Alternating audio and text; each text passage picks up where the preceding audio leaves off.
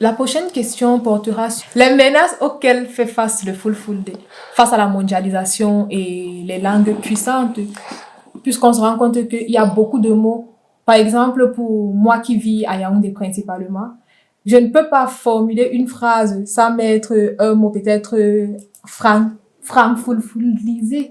Je ne sais pas si vous comprenez ce que j'essaie de dire. Je comprends effectivement ce que vous voulez dire. Donc, parfois, on croit que c'est du Fulfulde alors que c'est juste le français qu'on a pris et on a essayé de mettre une certaine terminologie pour que ça ressemble au Fulfulde. C'est en faisant des études vraiment un peu poussées chez vous que je me suis rendu compte de certaines de quelques-unes de ces expressions. On se rend donc compte que face à cette situation, le Fulfulde n'est pas menacé. Oui, je voudrais vous dire que une langue doit être dynamique. La langue est dynamique parce qu'elle doit emprunter constamment. C'est pour cela que les peuples disent talloto ngal moƴata. So ngal tallatako ngal moƴan. Est-ce que vous me comprenez? Ça veut dire que la langue doit être dynamique, sinon elle doit disparaître. Mais le Fulfulde, au même titre que toutes les langues africaines, est secoué par un séisme dont l'amplitude est plus ou moins importante d'une aire dialectale à l'autre. C'est-à-dire la menace du Fulfulde au Sénégal n'est pas la même au Nigeria, l'amplitude n'est pas également la même au Massina et dans la Damawa au Cameroun. Alors, elle est menacée par les langues dominantes, que sont le français.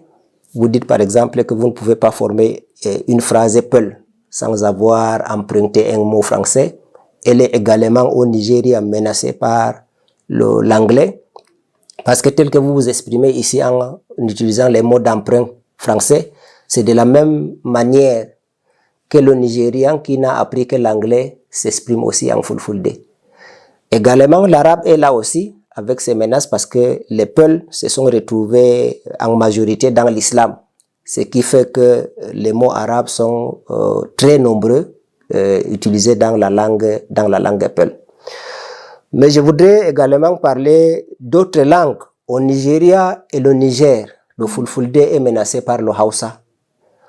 Parce que si vous allez au Nigeria, vous allez rencontrer des Peuls qui ont toutes les caractéristiques. Dès que vous voyez la personne, vous savez que c'est un Peul, mais il ne peut pas s'exprimer en un seul mot Peul. Ce qui a donc donné la naissance d'une nouvelle tribu qui s'appelle le Pullo Hausa, qui en réalité n'est pas la création divine. Donc c'est un Peul avec toutes les caractéristiques, mais qui ne peut pas s'exprimer en sa langue. Il utilise plutôt le Hausa. Donc ils appellent ce type de peuple-là le Pullo Hausa. Le Peul est également menacé au Mali par le Bambara. Il est également menacé en Mauritanie. En Mauritanie, ce n'est pas une tribu voisine qui menace le Peul, mais c'est le gouvernement lui-même qui menace le Peul parce qu'il veut arabiser toute la population mauritanienne. Donc voilà les quelques menaces que j'ai tenu à apporter à votre attention.